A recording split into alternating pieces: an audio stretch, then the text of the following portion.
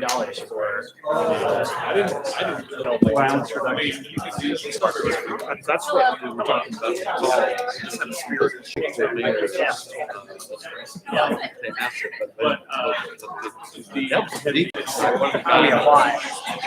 They're posted. I'll read through it later. Yeah. I know everybody's still sitting at the table. Try to shovel all. All right, we're going to go ahead and get started. Good afternoon, everyone. Tuesday, October 11th, to our agenda session.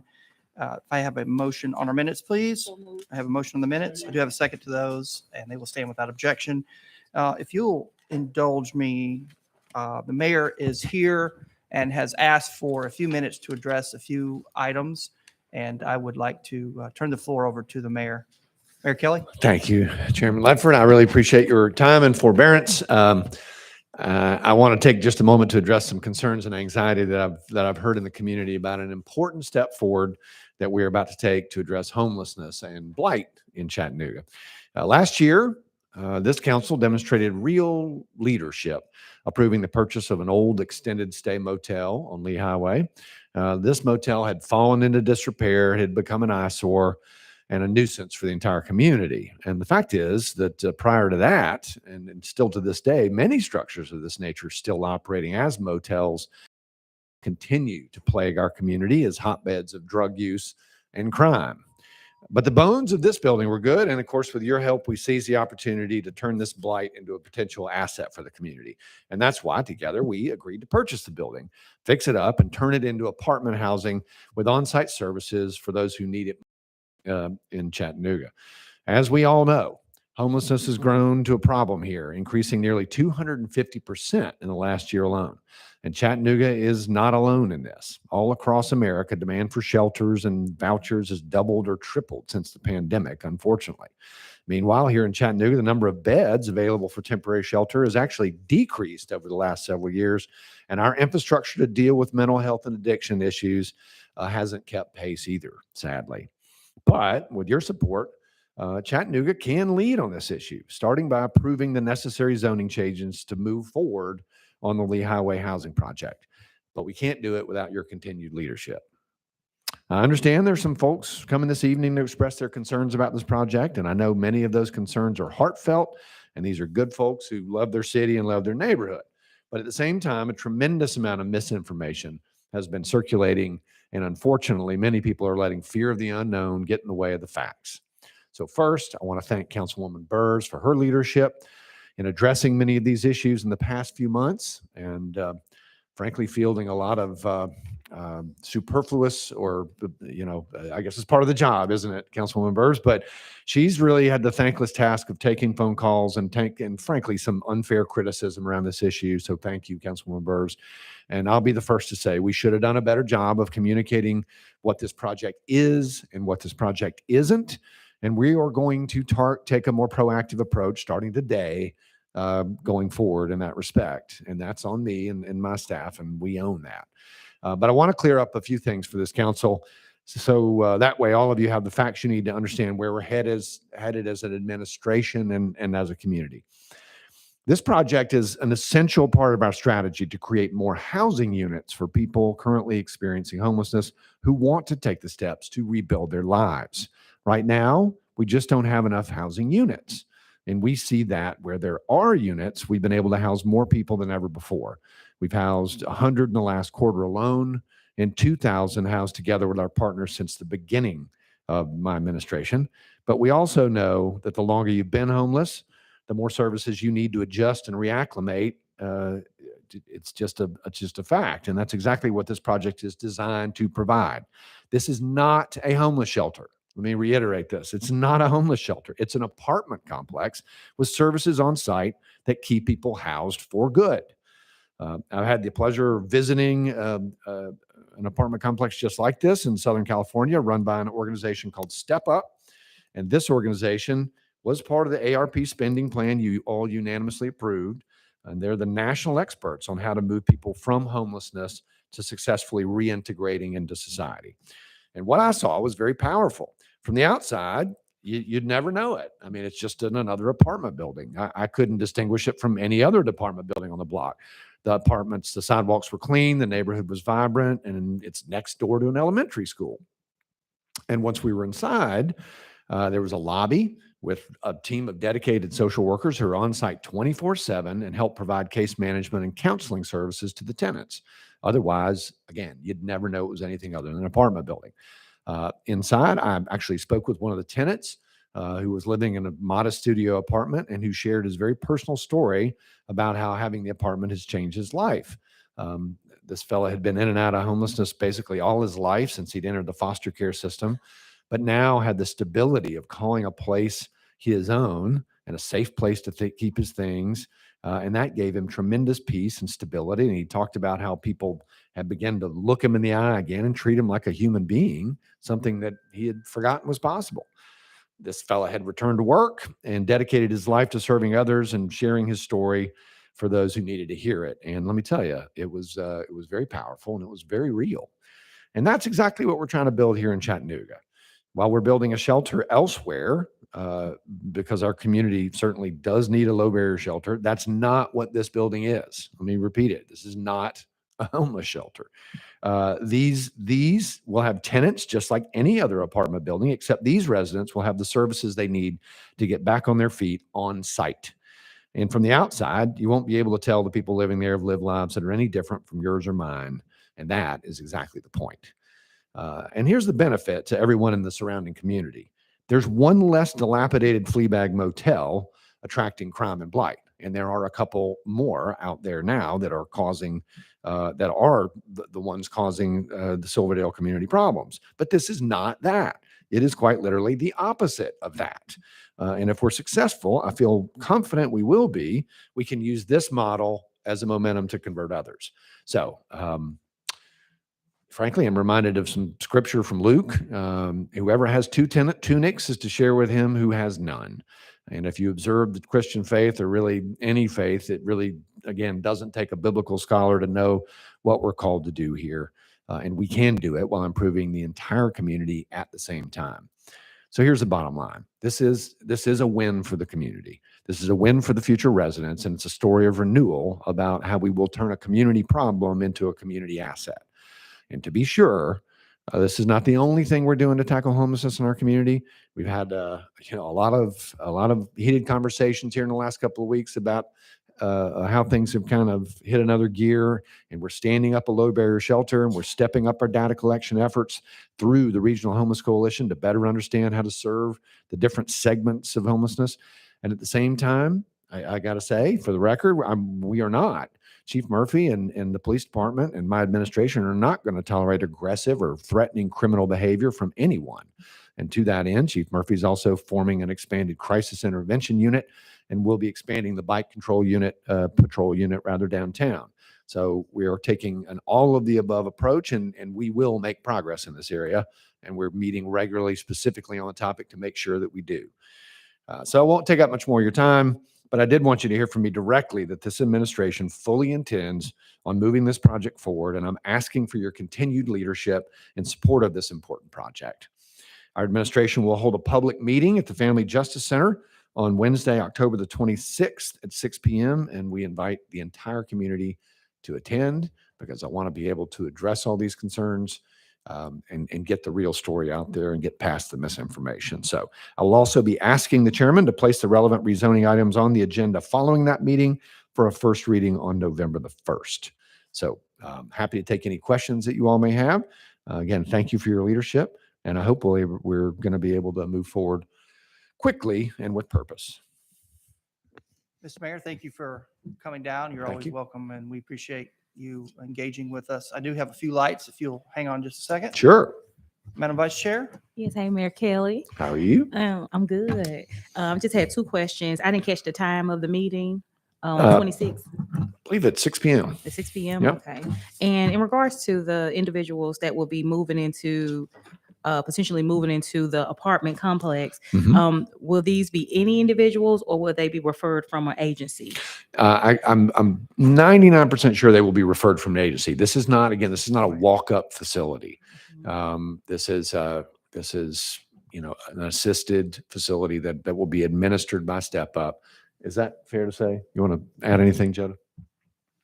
Yes. So the entry into the system will require screening, and then we'll go through something called coordinated entry, which is a system managed by a network of service providing agencies, and we'll be working with the providers on site to determine what the criteria is to be in the building. But of course, there will be some considerations. For example, you won't be able to have certain kinds of convictions like sex offender charges, those kinds of things. But there will be criteria, but then they will come from the coordinated entry system. Okay, thank you so much. And I just want to say I do support this apartment complex. I think, people come here every week saying, what are you doing? What are you doing? What are you doing? And now we are doing something. Right. And this is the opportunity for us to show as a city that we care about humanity, we care about people. And so this is a great project, and I'm glad that we've invested it so far, and I hope that we can continue to do that. Well, thank you, Ms. Vice Chairwoman. And I would just say again, to address the community's concerns, right? This will be, we will make sure that it's monitored effectively. We'll have private security. There will be cameras attached to our real-time information center at the police department, and there will be, it will be appropriately fenced as well. All right. Councilman Henderson, I see your light, sir. Thank you, Mr. Chair. Mayor Kelly, thank you for being here. I think this speech or your presentation may be well served this evening as well. From what I understand, we may have a fairly large gathering of concerned citizens then. So I'm curious as to why, and maybe we get into this later, but why we need to rezone this piece of property. I mean, C2 certainly allows for residential use. So this seems to be a down zone, the best I can tell. So why even go through the process of rezoning? It's an excellent question. It's a technical question that I am not prepared to answer. Okay. But I can assure you that if we didn't think we wouldn't be rezoning it, we wouldn't be standing here in front of you asking to rezone it. But if there's a keyhole to walk through here, I'm sure we're happy to do it. Because C2 is wide open. Yeah, Karen, correct me if I'm wrong, but I believe the C2 zone does actually not allow multifamily residential, whereas the UGC does. Is that correct? I think it's a slight nuance of that, and I don't have my notes in front of me, but I believe it's related to density. The C2 zone allows 20 units an acre. The UGC allows more. So we've had a couple examples of with converting something like a hotel room, which doesn't have a density cap, to multifamily housing. We run up against that density cap, and I believe it is needed to have the number of apartment units on that property. And again, it's notable that this particular facility is at the end of a what becomes a cul-de-sac and quite a distance away from the next residential area. So it's a density question. Yeah, it is a density question relative to zoning, Okay, clearly. thank you. Thank you, Councilman Henderson. You answered 2 questions. You did say, Mayor, that this was connected into Arctic. Well, I mean, that's the plan. Yeah. Again, we intend to take the security concerns of the neighborhood seriously. Again, I think we've got a lot of progress that we can make on what we call the dragonfly system generally, which allows any business to use a common bus or interface to connect with the police's real-time information center. And I think the plan would be to do precisely that. I understand the security concerns from the neighborhood. Again, I think the frustration is that they've got quite a lot of facilities there that are acting as these kind of hot sheet motels and that are presenting a problem. And again, this is not that, but we want to take their security concerns very seriously and make sure that we've got the elements in place to address any of them. My second question for you, sir, is I too have fielded quite a few phone calls regarding the lack of communication. Mhm. So could you tell us how we are engaging the community in promoting the October 26th meeting? Because I know that we have a very active group who prints flyers and makes phone calls, and I want to make sure those folks know about this meeting. And have a feeling everything will be revealed at this October 26th meeting. Right. So the plan that I've laid out in front of you, we'll obviously have a lot more materials with that we will supply to you as well.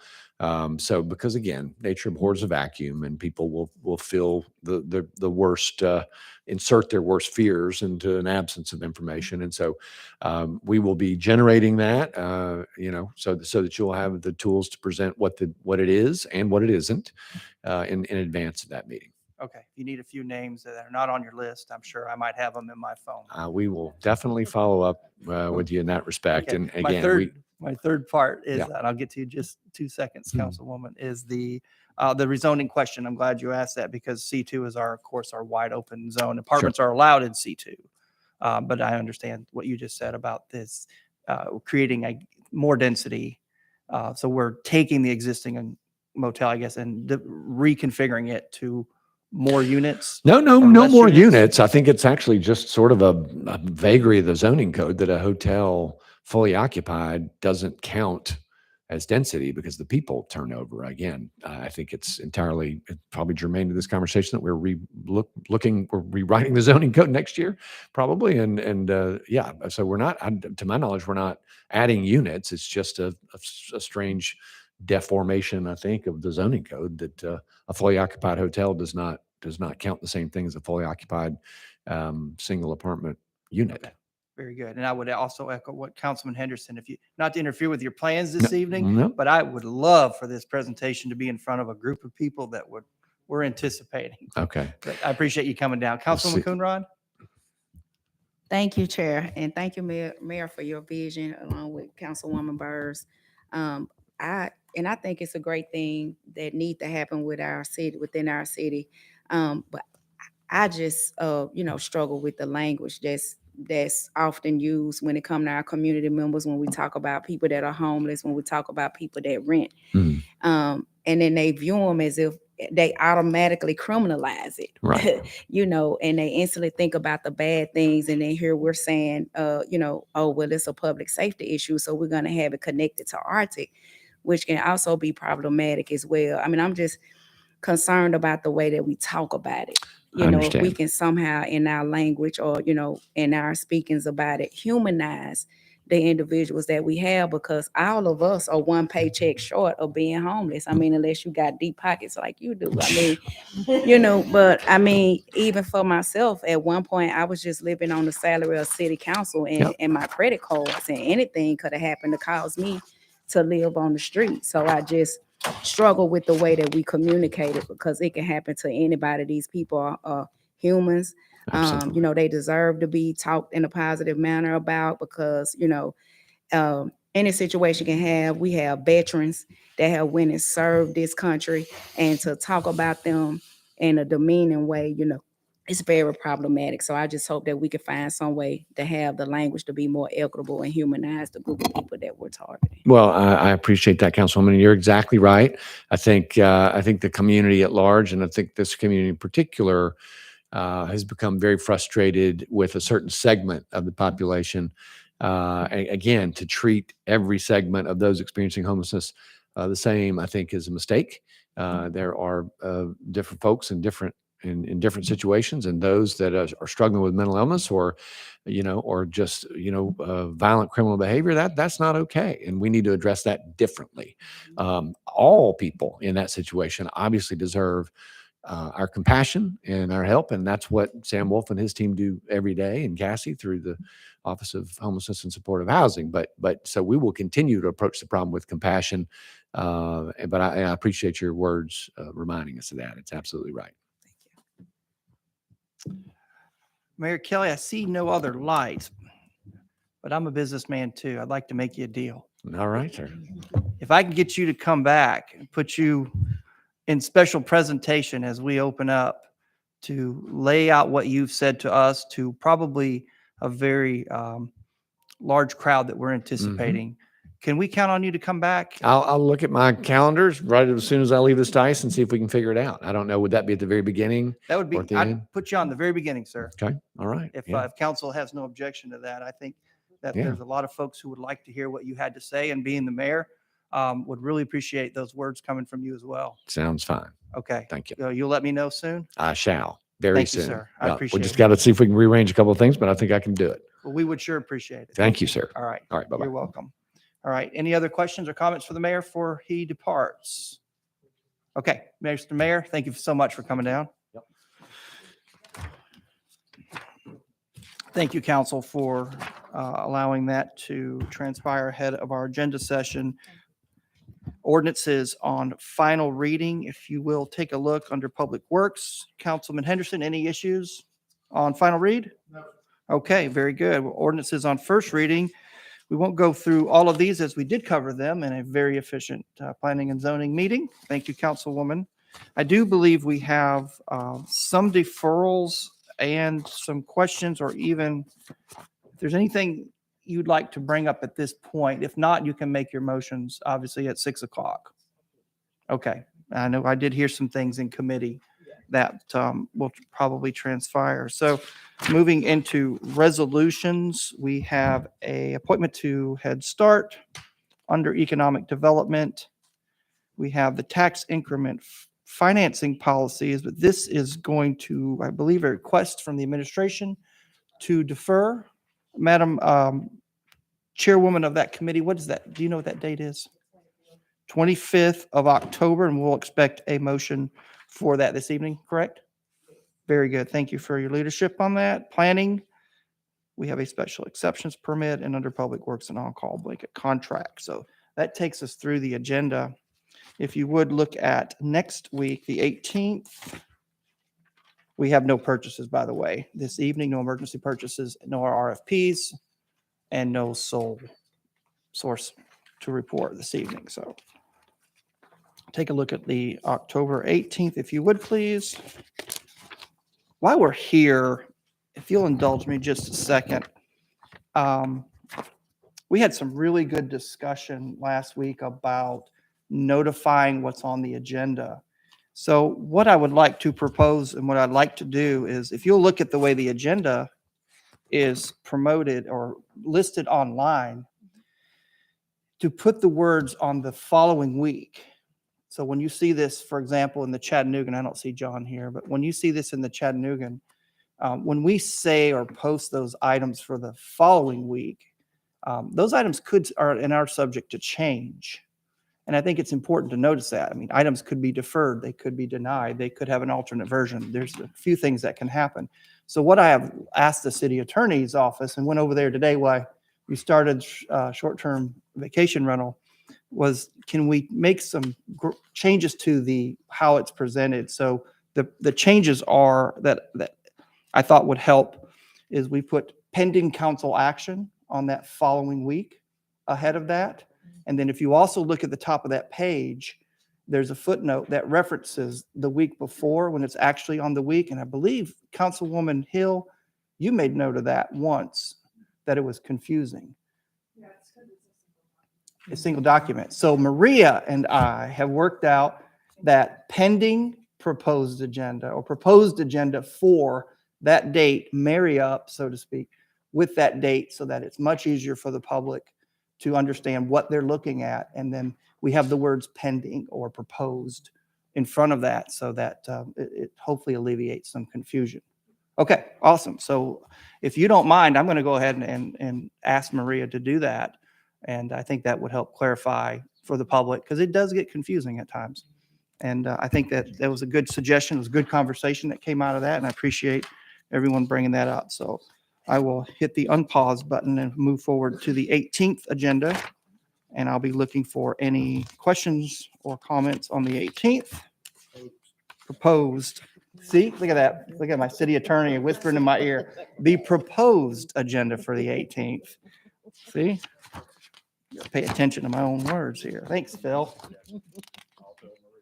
Yes.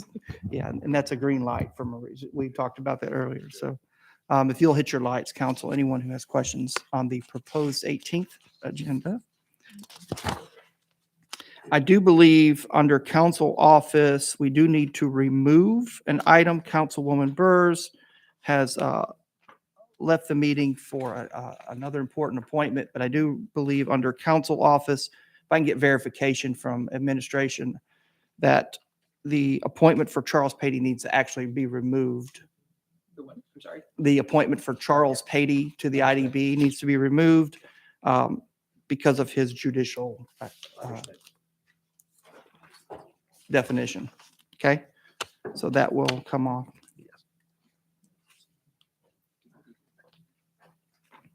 Ordinances under first reading, if you would take a look at Public Works, Community Development, we just covered Council Office, Finance. If you look at item F, you'll see that a resolution number is missing. And that is because item E needs to be officially adopted by council before a resolution number can be assigned. So that will need an assignment from the floor. A number will be provided. And if I could ask the city attorney to correspond with our planning chair on that item. Yes, sir. Then we will be able to address that and properly move that forward. And Ms. Bryson will be sitting with you next week. That's why I'm going to inform her to get that done as well. Okay. So she's here with us today to make sure that is accomplished. Very good. We're up for it, right? We got this. All right, fantastic. So, yeah, that'd be great. Councilwoman, if you could take the lead on that, I would really appreciate your help. Under Mayor's Office, we have several appointments. If you'll take a look at those. And I do like seeing those appointments in resolution format with dates. That's very clean. And under Public Works. Any questions for the 18th? Okay, seeing none, move the proposed agenda for the 18th. Okay, we covered purchasing, future considerations. If you would take a look at future. Woman Hill, I do see your light. Thank you. Don't see that we have Scott, Councilman Hester. So my questions relate to the two items, future considerations. I'd like some more information about that, and I have not had an opportunity to call them. So perhaps next week, will we have a Parks meeting next week? Is that? Yes, ma'am, we will. Okay, well then, yeah, if we could just plan on covering those Okay. I'll make with sure a little they're bit aware. more Yeah. clarity than usual, that would be great. Thank Yes, you. ma'am. Yes, absolutely. Councilwoman Coonrod, I see your light. Thank you, Chair. I just want to shed a little light on, under economic development on B. So about 3 years ago, the conversation came up about the space with the Forgotten Child Fund. Hmm. And, we were hopeful to lease the space or the AIM Center was gonna buy it to create affordable housing. And each time they've applied for funding, they've not gotten the funding, and we've extended it out and extended it out. So Jermaine, can you help me understand, how long would this extension of a renewal for the Forgotten Child Fund to use the space for, 90 days or so? If the AIM Center isn't able to acquire the funding that's needed, why can't we just extend it back to a year? So when we originally did the donation agreement for the AIM Center for this property, we had planned on the fact that it would take a while for the AIM Center to get their funding in place. And we had planned on the possibility that the Forgotten Child Fund would need renewals in increments of 3 months. And so this renewal is the last of the renewals permitted to them under their current agreement. And this allows them to go from October through January 31st so that they can get through the holidays. Now, in the donation agreement, as it was constructed, we gave the AIM Center sort of a long runway to get their financing in place. And I believe that they are due to have their financing in place by the end of November, if I'm not mistaken. So I'll go back and double check that date. In the meantime, they are applying as we speak for a pot of funding from THDA in the form of, I believe, a special ARP allocation that was given to THDA from the federal government. And then they are also planning to apply for low-income housing tax credits in early next year. But when we did the original donation agreement, we gave them, built into the donation agreement is a provision that allows the AIM Center to have a long period of time to get their financing, because we knew it's a complicated, complex project. And so that's built in. And I'll double check. I believe that they have through the end of November to get that funding. They won't have an answer by the end of November. I'll go ahead and tell you that. And so then if that is in fact the drop dead date, you as a council will, have to make a decision with the administration on whether or not you would like to keep that donation agreement in place and valid. Okay, Okay. thank you. Yes, ma'am. Answer your question? Council, good, okay. Any other questions on future considerations? I am seeing no lights. We do not have any department reports this afternoon. We do not have any committees this afternoon. We do have a couple of housekeeping items. Number one, let me just say what an honor it was to see the dedication to Chris Ramsey Sr. this morning. I think I'm going to carry that with me the rest of my life, just as I will his memory. And I appreciate what this city has done and appreciate what was said this morning. Tony, you did a great job. And I appreciate your leadership, brother. I really do. And we're very proud of him. And as he poured into us and we poured into him, I tell you what, we got to keep that going. And that meant a lot to me. And I appreciate just being invited. I appreciate knowing Chris. Man, what an incredible human being. So I'm inspired. Number two, we do have an attorney-client this afternoon.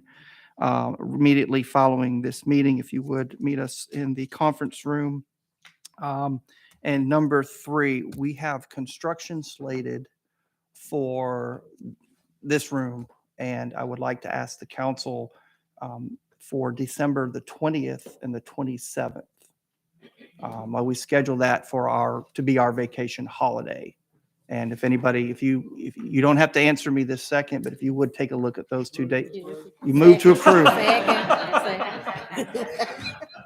Now, I will say,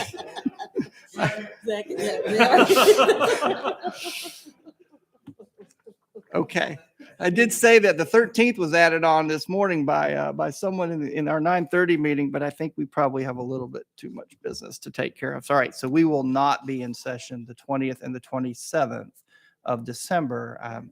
I'm a bit of a planner, so we're going to go ahead and get that on the books, and so we can schedule renovations. Councilwoman Hill?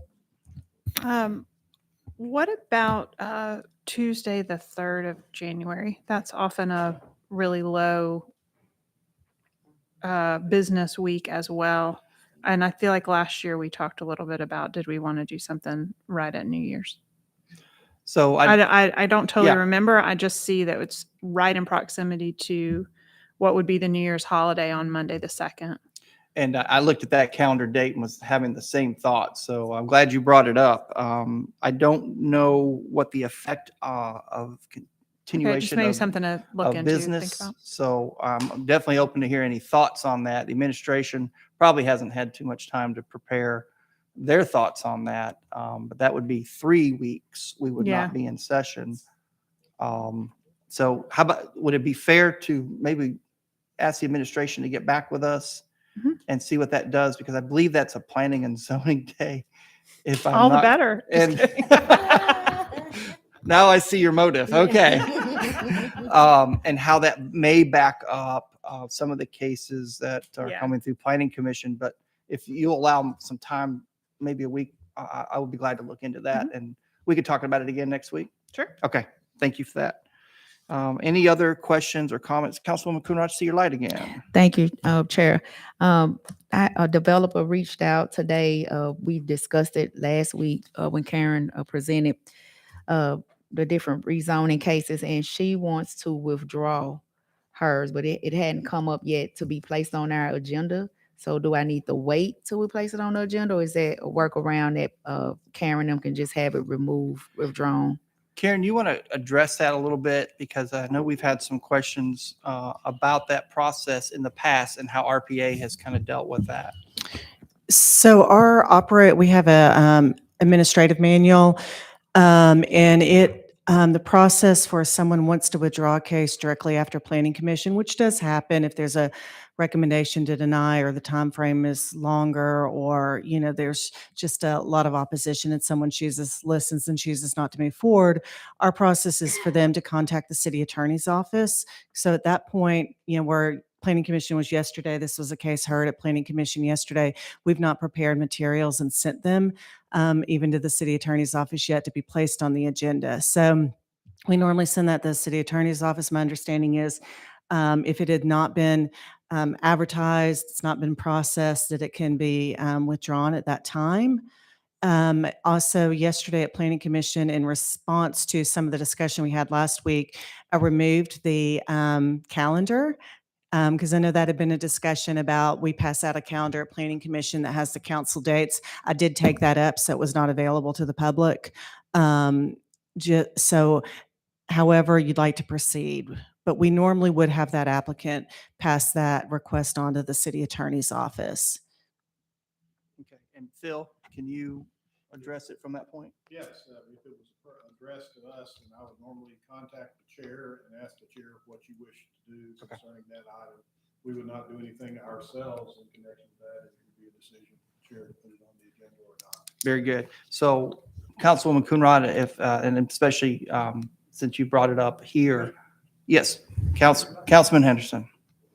Thank you, sir. Before you decree something, so I guess what I would like to request is going back to our Planning and Zoning Committee, rather than something just disappear from from Planning Commission to City Council. This is just me speaking for the benefit of the public. I think it would be at least wise for you, I guess, maybe to announce publicly at a planning and zoning meeting that it is being withdrawn, rather than that way it's in a public meeting, and then that way the public at least knows what happened to that item. They know it came before Planning Commission, but now all of a sudden it doesn't, nothing happens to it at City Council. I'm just saying, I feel like it would be on our part more transparent. The public is aware that in a public meeting, you stated that it has been withdrawn, and so that it would just be withdrawn from the agenda. Personally, I think that would be a better way for us to handle it. It looks more transparent that way, but that's just my opinion. Thank you. Thank you, and I appreciate those comments. And I wonder how we differentiate, and to try to touch back on that conversation. I feel like we're going to revisit this from last week. Is this not a public meeting? When do other public meetings trump other public meetings? I mean, because she just, yeah. I'm saying rather than it just disappear. Yeah. Rather than the applicant just call the attorney and say, hey. Yeah. Now, let me ask you this question, because this is where, I'm just saying, yeah. A planning and zoning meeting is where we deal with planning and zoning, and that would be, to me, an appropriate time to present that. Sure, understood. And that might actually transfer over to all of our items in their committees. I don't know why we would isolate planning and zoning, and then that kind of changes the conversation.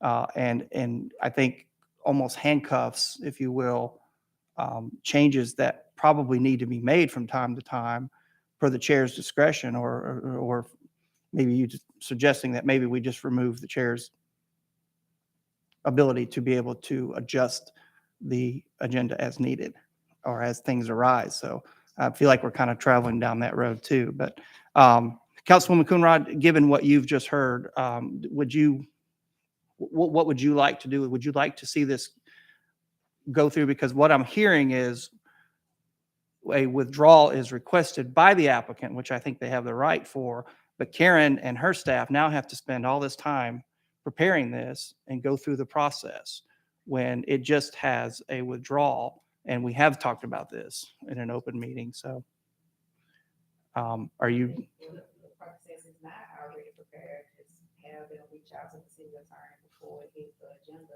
And if you approve for it to be done that way, I'm fine with that. I don't want them to have to go through the process of putting it on the agenda. Okay. It's public now. I would say it, well, it is public now, so we are in a public meeting. So I would say this is definitely, we're going to probably keep talking about this, maybe even a strategic planning item about if we're just going to apply this thought process to planning and zoning or all of our items, whether it be contracts through economic development or public works. I would, if you all would like to, I'll be happy to add that to our strategic planning conversation, and we can figure out which process we would prefer to do. Okay, fair enough. So, Madam Clerk, will you add in to strategic planning? I'm not going to add that to the 18th because we had a really important short-term vacation rental presentation and conversation, but maybe sometime, how about, well, would you be okay if we hit this maybe when we come back in January? Because I think that would, we're going to pack a lot in before the end of the year. Okay, very good. Our first maybe strategic planning in January, please. If you add that, thank you. Okay. Any other business to come before council right now? We will have an attorney-client meeting in the conference room. If you could have joined us back there, Phil needs us for a moment. And if not, I will see everybody back at 6 and hopefully the mayor too.